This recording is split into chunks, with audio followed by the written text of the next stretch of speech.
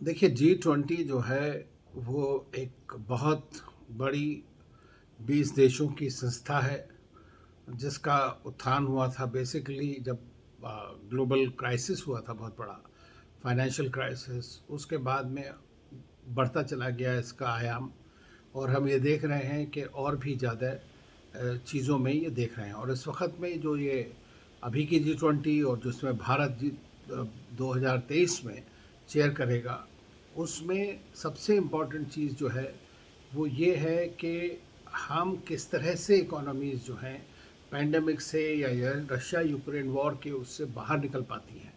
तो ये एक बहुत इम्पॉर्टेंट मीटिंग होगी जिसमें सारे जो 20 देश हैं वो शामिल होंगे।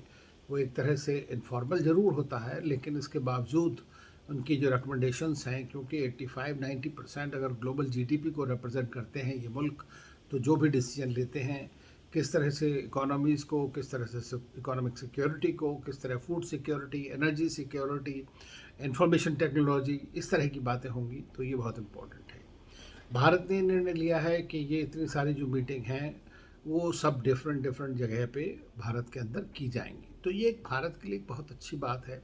एक तो सबसे बड़ी बात यह कि भारत पहली बार इसको G20 को चेयर कर रहा है, और दूसरी चीज़ ये है कि भारत में हो रहा है तो उसके चलते वहाँ के जो भारत को दिखाने का एक बड़ा मौका है।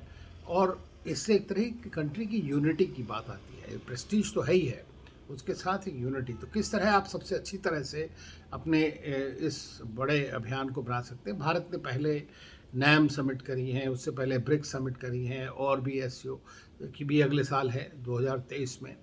तो भारत में जो चलन है इंडिया अफ्रीका फोरम समिट, जिसमें 54 लीडर आए थे, तो भारत को इसका बड़ा पूरा अनुभव है। लेकिन ये चूंकि सबसे बड़े पावरफुल देश हैं इकोनॉमिकली और अदरवाइज, तो इसलिए ये भारत के लिए एक बहुत इम्पोर्टेंट जो रहेगा। और उसमें देखना है किस तरह फाइनेंशियल सिस्टम को आगे बढ़ाना है, क्योंकि इस वक्त जिस तरह के हालात हैं रशिया यूक्रेन वॉर को लेकर के या पेंडेमिक को लेकर के, तो लगता है कि दुनिया एक दो हिस्सों में बंटने जा रही है और दोनों का फाइनेंशियल आर्किटेक्चर डिफरेंट होगा, compete करेगा। तो इन सब चीज़ को भारत किस तरह रिकनसाइल करेगा, तो मैं समझता हूँ ये एक बड़ी बात है।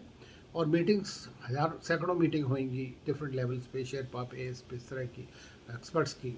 तो उस सब में जो है वो अलग अलग जगह होंगी, कल्चरल प्रोग्राम्स होंगे, बिजनेस मीटिंग्स होंगी। तो ये सारी चीज़ें जो हैं देखने वाली बात है, और मैं समझता हूँ भारत बहुत बढ़िया तरह करेगा।